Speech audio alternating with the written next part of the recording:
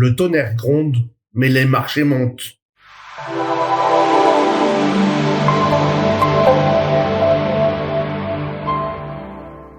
Bonjour à tous, bienvenue sur Zap Eco, nous sommes le 22/01/2020 et on commence avec la Réserve fédérale à ajouter 90 milliards de dollars d'argent à court terme au marché financier mardi. La Fed a ajouté de l'argent dans 2 opérations de rachat ou repos. L'intervention au jour le jour a ajouté 58 milliards de dollars, tandis qu'un repos de 14 jours a ajouté 32 milliards de dollars. Dans les 2 cas, les banques éligibles, appelées primary dealers, ont pris moins d'argent que ceux que la Fed était prête à offrir. Les interventions du repos de la Fed intègrent des bons du Trésor américain, des obligations d'agence et des hypothèques de banques éligibles dans ce qui en fait un prêt à court terme en espèces de banque centrale garanti par les titres. Les banques qui utilisent ces liquidités sont limitées dans le montant de liquidités qu'elles peuvent prendre en échange de leurs titres et elles paient des intérêts à la banque centrale pour obtenir les fonds.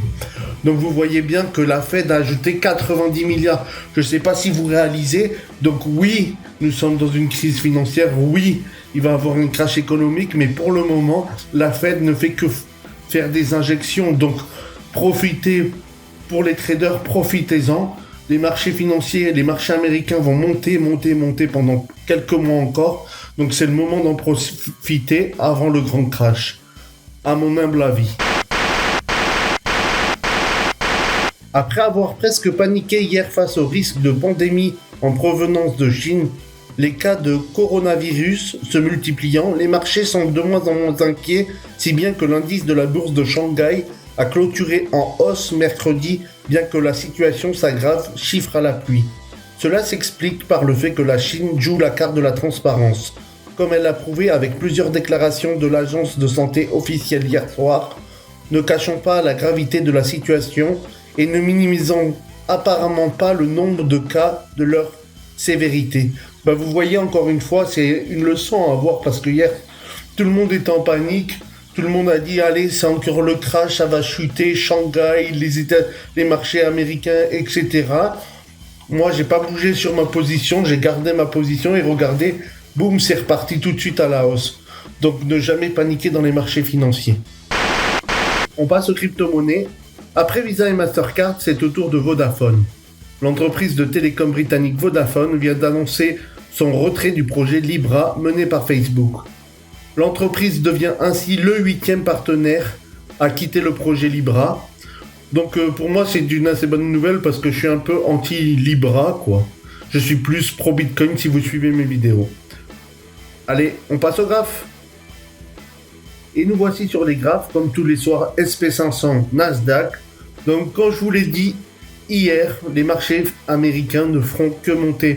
Donc vous le voyez sur l'SP500 en Daily 1, là la petite mèche rouge, c'est il y a eu une panique hier avec le virus chinois. Mais moi j'ai pas paniqué, j'ai pas bougé. Et boum, aujourd'hui ça repart en achat sans problème. On passe au Nasdaq en Daily 1. Alors là je vous dis pas, regardez, là hier, attendez, je vais essayer de zoomer plus, non je suis au maximum. Vous voyez, hier ça a paniqué, ça chute un peu. Et boum, aujourd'hui ça repart et on bat tous les jours des records de marché. Et ça va être comme ça jusqu'en novembre. Tous les annonces économiques vont dans le sens.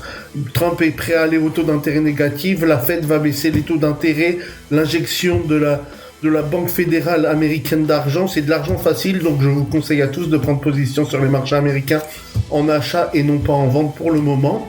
Et vers novembre, moi je vais vendre ma position, mais pour le moment c'est de l'argent facile à faire, donc je vous conseille à tous de faire ça.